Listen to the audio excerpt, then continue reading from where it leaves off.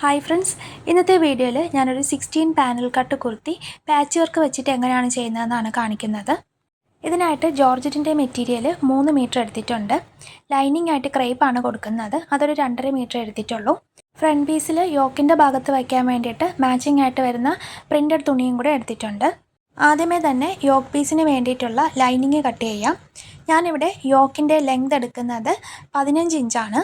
ഷോൾഡറിൻ്റെ ഭാഗത്തായിട്ട് 7 inch mark ചെയ്യുന്നുണ്ട്. അവിടെ നിന്ന് താഴത്തേക്ക് ആം ഹോളിൻ്റെ ഭാഗത്തും 7 ഇഞ്ച് തന്നെയാണ് കൊടുക്കുന്നത്.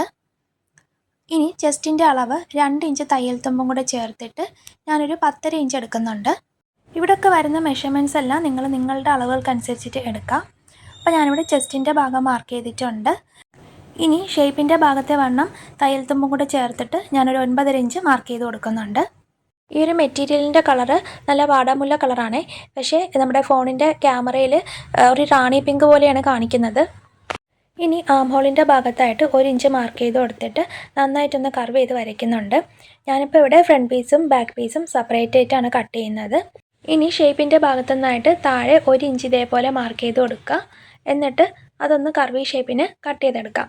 അപ്പോൾ ഈ ഒരു അളവ് വെച്ചിട്ട് തന്നെ ബാക്ക് പീസും അതുപോലെ തന്നെ മെയിൻ ക്ലോത്തും ഒക്കെ ഒന്ന് കട്ട് ചെയ്ത് കൊടുക്കുന്നുണ്ട്. അപ്പോൾ മെയിൻ ക്ലോത്തൊക്കെ കട്ട് ചെയ്തിട്ട് ബാലൻസ് തുണി ഇങ്ങനെയാണ് വന്നിട്ടുള്ളത്. ഇതിൽ നിന്ന് നമുക്ക് സ്ലീവ് കട്ട് ചെയ്തെടുക്കാം. ആം ഹോളിൻ്റെ അളവിനനുസരിച്ചിട്ട് തുണി ഇതേപോലെ 2 ആയിട്ട് മടക്കി ഇട്ടിട്ടുണ്ട്. സ്ലീവിൻ്റെ ടോട്ടലായിട്ടുള്ള ലെങ്ത് ഞാനൊരു 14.5 ഇഞ്ച് എടുക്കുന്നുണ്ട്. എന്നിട്ട് അത് ഇതേപോലെ സ്ട്രെയിറ്റ് ആയിട്ടൊന്ന് വരച്ചു കൊടുക്കുവാണേ. ഇനി ആം ഹോൾ മാർക്ക് ചെയ്തെടുത്തൊന്ന് മുകളിലേക്ക് ഒരു 2.5 ഇഞ്ച് ഇതേപോലെ മാർക്ക് ചെയ്യാം. ഇനി അവിടെ നിന്ന് ഉള്ളിലേക്കായിട്ട് 3.5 ഇഞ്ചും കൂടെ മാർക്ക് ചെയ്ത് കൊടുക്കുന്നുണ്ട്. സ്ലീവിൻ്റെ താഴ്ഭാഗത്തെ കൈവണ്ണം ഞാനൊരു 6.5 ഇഞ്ചാണ് എടുക്കുന്നത്. എനിക്കിപ്പോൾ ഇവിടെ ഈ ഒരു സ്ലീവിൻ്റെ താഴ്ഭാഗത്തായിട്ട് തേര് വശമാണ് വന്നേക്കുന്നത്. അപ്പോൾ അത് മടക്കി സ്റ്റിച്ച് ചെയ്യാൻ നേരത്തെ എനിക്ക് കുറച്ചുകൂടെ ഈസി ആയിരിക്കും. അതുകൊണ്ടാണ് ഞാൻ ഈ ഒരു രീതിയിൽ തിരിച്ച് സ്ലീവ് കട്ട് ചെയ്തെടുക്കുന്നത്. നിങ്ങൾക്ക് മനസ്സിലായെന്ന് കരുതുന്നു. ഈ ഒരു അളവ് വെച്ചിട്ട് നമുക്ക് അടുത്ത സ്ലീവും കൂടെ കട്ട് ചെയ്ത് കൊടുക്കാം. അപ്പോൾ യോക്ക് പീസും സ്ലീവും ഒക്കെ കട്ട് ചെയ്തിട്ട് ബാലൻസ് ഇത്രയും തുണിയാണ് ഉള്ളത്. അപ്പോൾ ഇതിൽ നിന്ന് നമുക്ക് പാനൽസ് കട്ട് ചെയ്തെടുക്കണം. അപ്പോൾ ആദ്യം ഞാൻ ഇതേപോലെ ഒരു മടക്കായിട്ട് മടക്കിയിട്ടുണ്ട്. എന്നിട്ടത് ഇതേപോലെ ഒന്നും കൂടെ ഒന്ന് മടക്കി കൊടുക്കുക. കണ്ടോ, ജോർജറ്റിൻ്റെ മെറ്റീരിയൽ ആയതുകൊണ്ട് തന്നെ ഈ ഒരു മടക്ക് വശം വിട്ടു പോകാതിരിക്കാൻ വേണ്ടിയിട്ട് ഞാൻ മുകൾ ഭാഗത്തൊക്കെ ഒന്ന് പിന്നുകുത്തി കൊടുക്കുന്നുണ്ട്. ഇവിടെ തുണി നമുക്ക് നീളം വാക്കിനോ അല്ലെങ്കിൽ വീതി വാക്കിനോ മടക്കി കൊടുക്കാം. എവിടെയാണോ നിങ്ങൾക്ക് വീതി കൂടുതൽ കിട്ടുന്നത് അതനുസരിച്ചിട്ട് മടക്കി കൊടുക്കുക. ഞാനിവിടെ വീതി വശം വെച്ചിട്ടാണ് മടക്കി ഇട്ടിട്ടുള്ളത്. എന്നിട്ട് ഇതേപോലെ എണ്ണി നോക്കുമ്പോഴത്തേക്കും 8 പീസസ് ആയിട്ട് നമുക്ക് തുണി കിട്ടണം. അപ്പോൾ ഒരു സൈഡിൽ 8 പീസസും അതേപോലെ ബാക്ക് സൈഡിൽ 8 പീസസും വരും. അങ്ങനെ ടോട്ടൽ 16 പീസ് നമുക്ക് കിട്ടും. ഇനി സ്കേർട്ടിൻ്റെ ടോട്ടലായിട്ടുള്ള ലെങ്ത് എത്ര വേണമെന്ന് നോക്കാം. അപ്പോൾ നിങ്ങൾക്ക് യോക്ക് പീസും പോയിട്ട് എത്രയാണോ റെഡി ലെങ്ത് വേണ്ടത് അതിൻ്റെ കൂടെ തയ്യൽ തുമ്പും കൂടെ ചേർത്തിട്ട് മാർക്ക് ചെയ്ത് കൊടുക്കുക. ഞാനിപ്പോൾ ഇവിടെ തയ്യൽ തുമ്പും കൂടെ ചേർത്തിട്ട് സ്കേർട്ടിൻ്റെ ലെങ്ത് 35.5 ഇഞ്ചാണ് എടുത്തിട്ടുള്ളത്. എന്നിട്ടത് സ്ട്രെയിറ്റ് ആയിട്ട് ഇതേപോലെ ലൈൻ പോലെ വരച്ചു കൊടുക്കാം. ഇനി മുകൾ ഭാഗത്തുനിന്നും താഴ്ഭാഗത്തുനിന്നും ആയിട്ട് നമുക്ക് പാനൽസിൻ്റെ വീതി എടുത്തു കൊടുക്കാം. ഞാനിപ്പോൾ ഇവിടെ മുകൾ ഭാഗത്തുനിന്നായിട്ട് തയ്യൽ തുമ്പ് 1/2 ഇഞ്ചും കൂടെ ചേർത്തിട്ട് 3 ഇഞ്ച് മാർക്ക് ചെയ്തിട്ടുണ്ട്. ഇതേ 3 ഇഞ്ച് തന്നെ ഇതിൻ്റെ താഴ്ഭാഗത്തായിട്ട് എതിർവശത്തും കൂടെ ഒന്ന് മാർക്ക് ചെയ്ത് കൊടുത്തിട്ടുണ്ട്. ഒരു മീഡിയം സൈസിനൊക്കെ നമ്മൾ ഈ ഒരു 3 ഇഞ്ച് മാർക്ക് ചെയ്ത് കൊടുത്താൽ മതി. എന്നിട്ട് ഈ 2 പോയിൻറ്റ്സും കൂടെ ഇതേപോലെ ഒന്ന് ചരിച്ച് വരച്ചു കൊടുക്കാം. ഇനി ഈ ഒരു പാനൽസിൻ്റെ അളവ് കറക്റ്റായിട്ട് കാൽക്കുലേറ്റ് ചെയ്യണത് എങ്ങനെയാണെന്ന് വെച്ചാൽ നമ്മുടെ ഷേപ്പിൻ്റെ ഭാഗം തയ്യൽ തുമ്പും കൂടെ ചേർത്തിട്ട് എത്രയാണോ അതിനെ നിങ്ങൾ എത്ര പാനൽസ് ആണോ വേണ്ടത് അത് വെച്ചിട്ട് ഡിവൈഡ് ചെയ്യുക.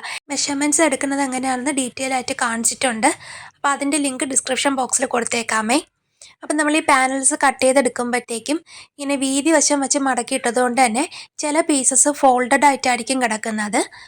അപ്പോൾ ആ ഒരു ഫോൾഡ് ചെയ്തേക്കുന്ന പീസെല്ലാം ഇതേപോലെ കറക്റ്റായിട്ടൊന്ന് കട്ട് ചെയ്ത് സെപ്പറേറ്റ് പാനൽസായിട്ട് മാറ്റാം. എല്ലാ പീസസും ഇതേപോലെ കട്ട് ചെയ്തെടുത്തിട്ടുണ്ട്. അപ്പോൾ ഇങ്ങനെ നമ്മൾ അറേഞ്ച് ചെയ്ത് വെക്കുമ്പോഴത്തേക്കും ഫ്രണ്ട് സൈഡിലായിട്ട് 8 പാനൽസും ബാക്ക് സൈഡിലായിട്ട് 8 പാനൽസാണുള്ളത്. അങ്ങനെ നമ്മൾ ടോട്ടലായിട്ട് എണ്ണി നോക്കുമ്പോൾ കറക്റ്റ് 16 പീസസ് കിട്ടണം. ഇവിടെ ഇപ്പോൾ ഫ്രണ്ട് സൈഡിൽ വരുന്ന 8 പീസസ് ഇതേപോലെയാണ് കിട്ടിയിട്ടുള്ളത്. ഇതിന് നമുക്ക് നല്ല വശങ്ങൾ തമ്മിൽ ചേർത്ത് വെച്ചിട്ട് എല്ലാം ഒന്ന് ജോയിൻ ചെയ്തെടുക്കാം. അപ്പോൾ ജോയിൻ ചെയ്തെടുക്കുമ്പോൾ കറക്റ്റായിട്ട് കിട്ടിയിട്ടുണ്ട്. താഴ്ഭാഗം ഒരു ലെവലില്ലാതെ ആയിരിക്കും കിട്ടുന്നത്. അത് നമുക്ക് പിന്നീട് കട്ട് ചെയ്തെടുത്താൽ മതി. ഇനി യോക്ക് പീസ് സ്റ്റിച്ച് ചെയ്യാം. അപ്പോൾ ഞാനിവിടെ ഫ്രണ്ട് പീസിൻ്റെ ലൈനിങ് ക്ലോത്തും മെയിൻ ക്ലോത്തും എടുത്ത് വെച്ചിട്ടുണ്ട്. മെയിൻ ക്ലോത്തിൻ്റെ ചീത്ത വശത്തായിട്ട് ലൈനിങ് ക്ലോത്ത് ഇതേപോലെ വെച്ച് കൊടുത്തിട്ട് നമുക്ക് ആ ഒരു ഷോൾഡറും അതുപോലെ തന്നെ ആം ഹോളും ഒക്കെ ഒന്ന് സ്റ്റിച്ച് ചെയ്ത് കൊടുക്കാം. അപ്പോൾ അത് ഞാനിവിടെ സ്റ്റിച്ച് ചെയ്തെടുത്തിട്ടുണ്ട്. ഇനി ഇതിൻ്റെ ഫ്രണ്ട് സൈഡിലായിട്ട് ഒരു ചെറിയ പാച്ച് പോലെ കൊടുക്കുന്നുണ്ട്.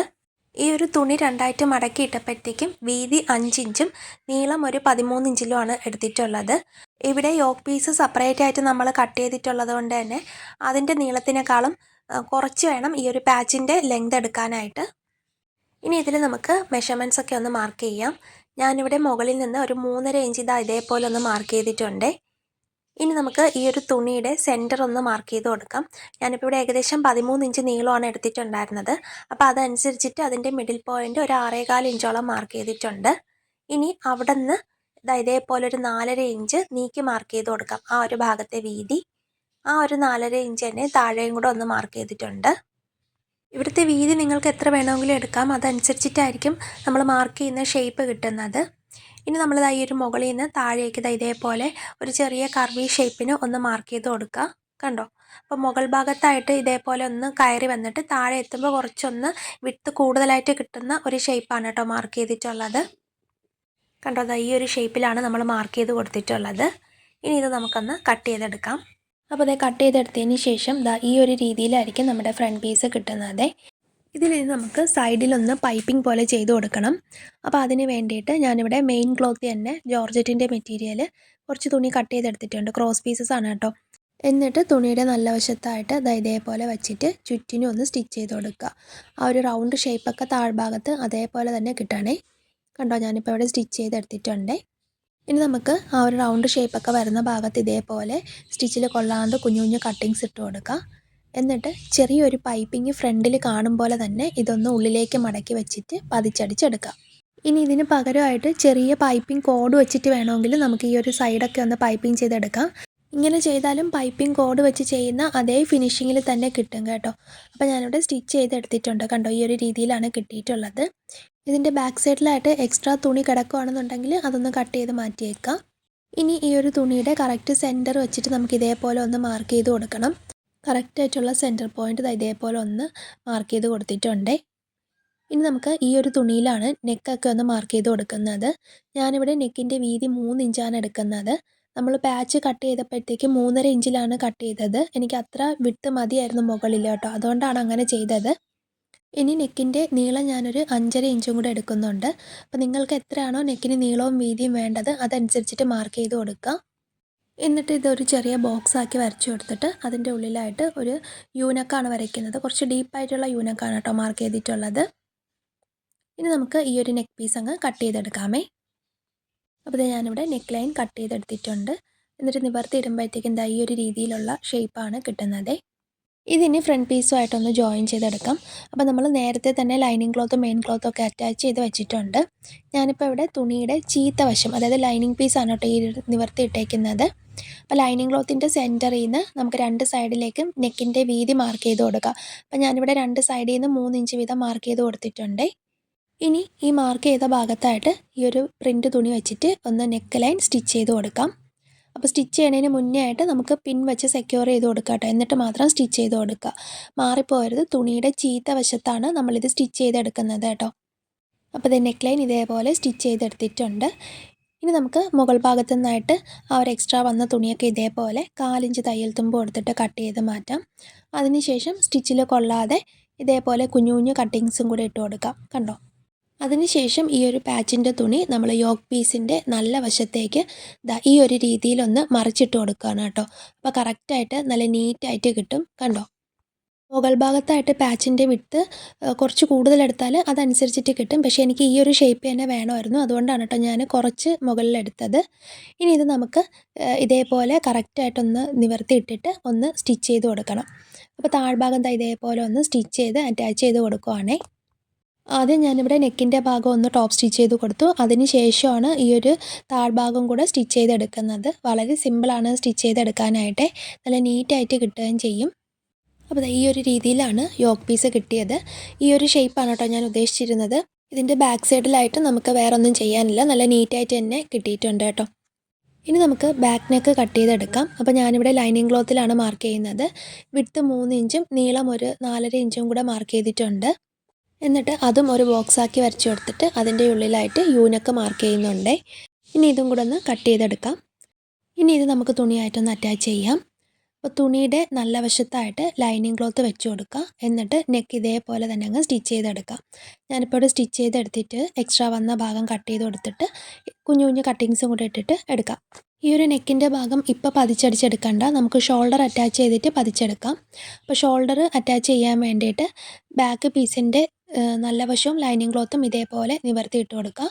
എന്നിട്ട് അതിൻ്റെ ഇടയിലായിട്ട് ഈ ഒരു ഫ്രണ്ട് പീസിൻ്റെ നല്ല വശം വെച്ച് കൊടുത്തിട്ട് ആ ഒരു ലൈനിങ് ക്ലോത്ത് മറിച്ചിട്ട് കൊടുത്താൽ മതി. നമ്മൾ സാധാരണ ചെയ്യുന്നത് പോലെ തന്നെയാണ്.